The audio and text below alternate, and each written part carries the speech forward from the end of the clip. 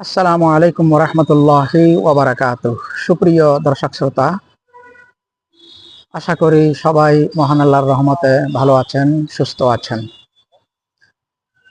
এই মুহূর্তে আমি আপনাদেরকে দেখানোর চেষ্টা করছি ঐতিহাসিক আন্দরকিল্লা শাহী জামে মসজিদ। প্রিয় দর্শক শ্রোতা, আন্দরকিল্লা শাহী জামে মসজিদ এটি বন্দরনগরী চট্টগ্রাম শুধু নয়, সমগ্র বাংলাদেশের একটি ঐতিহাসিক এবং খ্যাতনামা মসজিদ। এই মসজিদের বয়স অন্তত পক্ষে 350 বছর।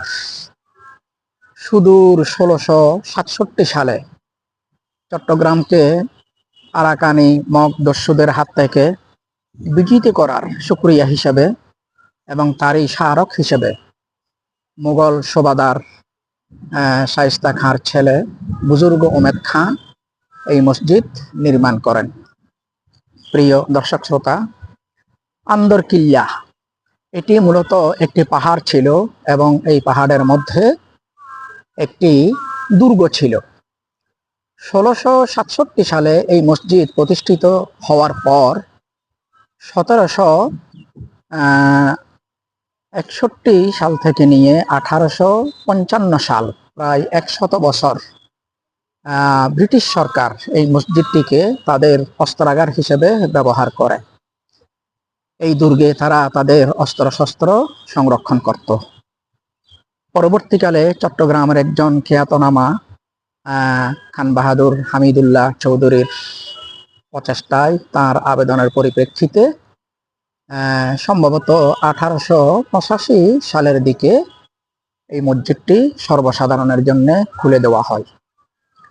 প্রিয় দর্শক শ্রোতা, চট্টগ্রামকে বলা হয় নৈসর্গিক সৌন্দর্যের রানী এবং প্রাকৃতিক সৌন্দর্যের রানী। দেখুন, একদিকে ঐতিহাসিক আন্দরকিল্লা শাহী জামে মসজিদ, পাহাড়ের উপর তার শোভা এবং আলো প্রকাশ করা যাচ্ছে।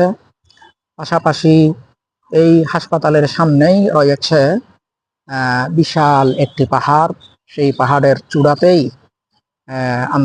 আন্দরকিল্লা জেনারেল হাসপাতালটি অবস্থিত, যে হাসপাতাল বাংলাদেশের অনেক পুরনো একটি হাসপাতাল।